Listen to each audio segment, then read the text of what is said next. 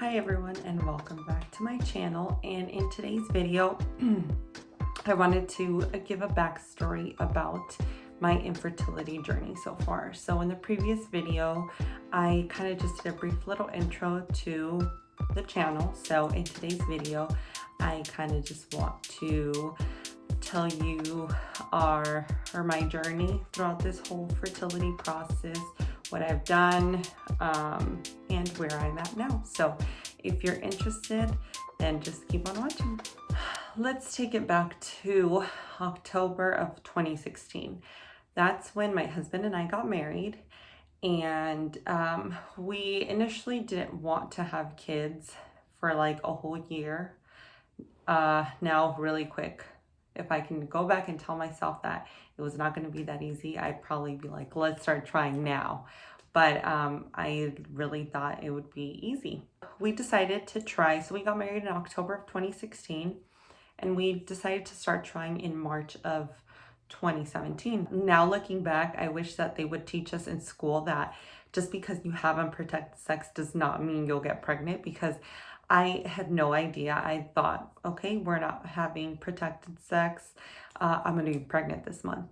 But I didn't even know that, there are only certain days of the month when you can get pregnant when you're ovulating and all that fun stuff. So we decided to start trying in March. And I remember that month, we even got, when the time was approaching of me getting my period, we went to go get a pregnancy test because I thought, sure enough, I'll be pregnant.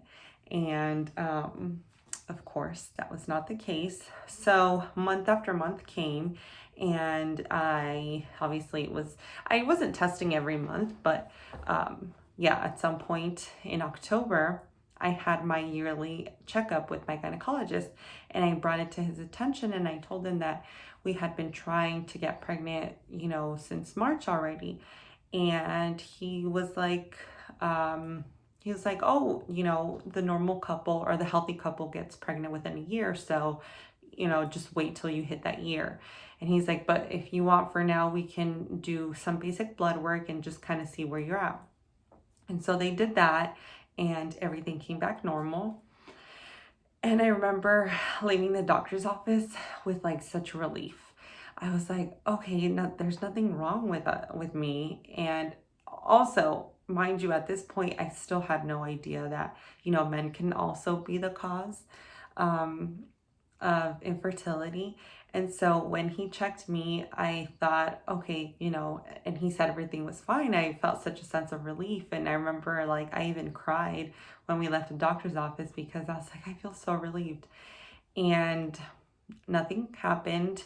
And in February, I made an appointment again because we were going to approach that 1 year mark. And at that point, I already felt very discouraged. When I made the appointment in February, I told him, hey, I'm still not pregnant.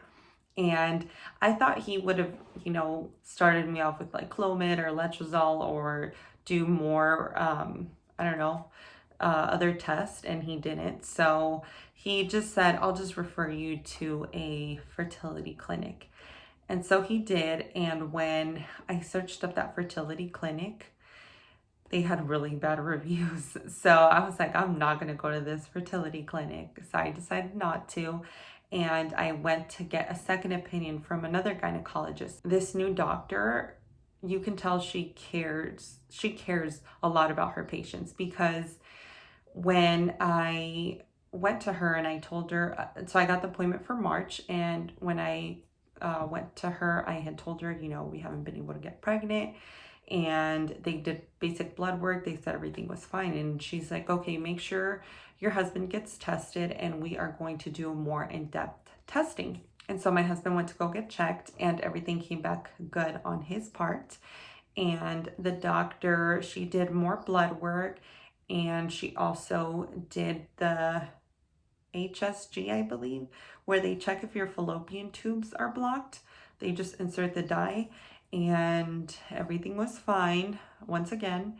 And I got a vaginal ultrasound, and that came back fine. What she did was she gave me a folder of all of the blood work I had gotten, my x-rays of the HSG, showing my tubes weren't blocked, and what else? I think that was it. And my husband's semen analysis. And she's like, okay, go to a fertility specialist now. And so I went to a fertility specialist, and we did more testing there. So they wanted to check my husband's semen analysis, because at this point, I went to her in March, and so all that testing took about a month, because there are certain tests that you can only do on certain days of your cycle. And so we did that. And so by the end of April, she gave me everything, and I didn't make the appointment at the fertility clinic till August. And so we did that in August. And so my husband got a semen analysis again, came back normal again, and they checked to see if I had any polyps, and that came back fine. And so everything was looking normal, and we were going to proceed with an IUI, but I don't know, that clinic left a really bad taste in my mouth, because they messed up on my blood work.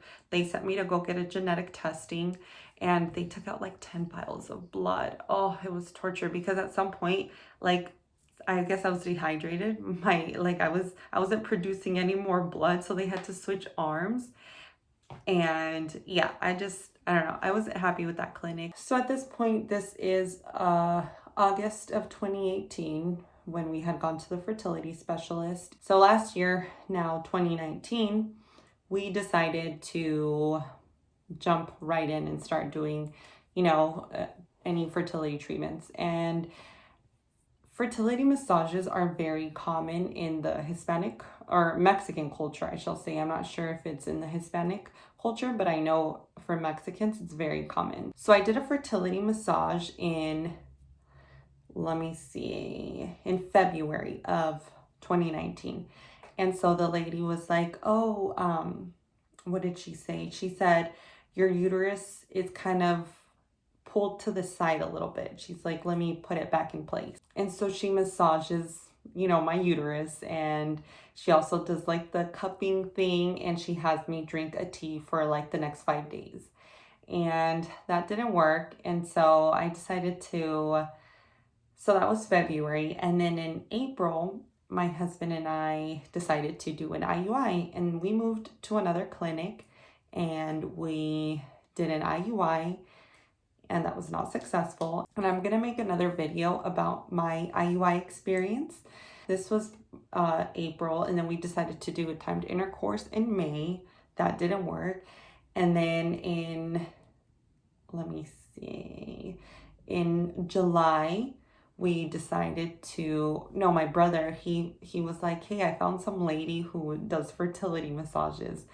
And I was like, okay, why not? At this point, I was open to anything. And so I went to her, and she said that my uterus was too lazy. And she's like, we have to wake it up. And I was like, okay. And so she does, the massage, and she has me drink some sort of herbal tea for the next 5 days again. And so the 2 fertility massages that I had done was with 2 different ladies, and both of the teas, the herbal teas that they gave me, were completely different. So that didn't work. And she's like, if it doesn't work the first time, don't feel discouraged. Make sure you come back again and just don't give up. And I was like, okay, but I just decided not to. Now, fast forward again, in January, I decided to go back to my gynecologist, because I wanted to, since it had been a while since I got my blood work. So all the blood work that I had done was back in 2018. Now, I decided to make an appointment in January and kind of just, regroup myself, or kind of figure out what steps to take, what proper steps. Because at a fertility clinic, I don't know if it's only at the fertility clinics that I've been to, but the doctor's not there a lot of the times. The doctor's just kind of there when they do like the IUI, And that's it, I believe. With the second clinic that I had gone to, the doctor just did the IUI, but the whole, vaginal ultrasounds and, blood work or just follow-ups, it was not him, it was the nurses. And at the other one, I think I only saw her like once or twice too. So I decided to go back to my gynecologist, and I let her know that I had done an IUI and that was not successful. And she's like, okay, let's figure it out. And so she does blood work again, and she's like, everything looks fine. She's like, I'm gonna refer you to my partner that's in the same office. And she's like, she knows more about fertility stuff, and just talk to her and see what she says. That's why I had said earlier that she truly does care about her patients. And so she referred me to this other doctor, and I had a consultation with her, and I told her what was going on, and she's like, okay, we are going to put you on letrozole and go from there. So currently I am on my second month of letrozole. She gave me till April, and she said if it doesn't work, then I go back and we'll figure something out again. So that brings me to this point. We are still trying to get pregnant. It's been 3 years now, and it doesn't get any easier. I'm gonna get choked up, but I'm not gonna cry. It doesn't get any easier, but sometimes you just have to, get yourself out of bed and try to make the best of things. So,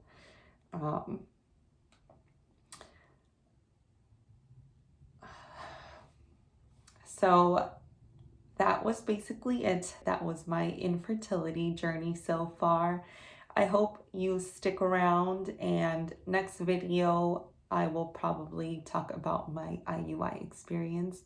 If you have any questions or anything, feel free to leave them down below. Let's be friends, whoever wants to be friends, because I have no friends that are going through fertility issues, and it sucks. It really does. Sometimes you feel lonely because at the end of the day, my husband doesn't fully understand what I go through every day. And, my mom doesn't, none of my friends do. I don't have any sisters. My brothers, my older brother, I can talk to him, but he literally just tells me to relax and, it'll happen. And I know it comes from a good place, but it sucks. So anyway, I hope that you subscribe and let me know if you have videos yourself. I would love to check them out. I follow a lot of YouTubers that are going through infertility. I hope you stick around, and I will see you all in my next video.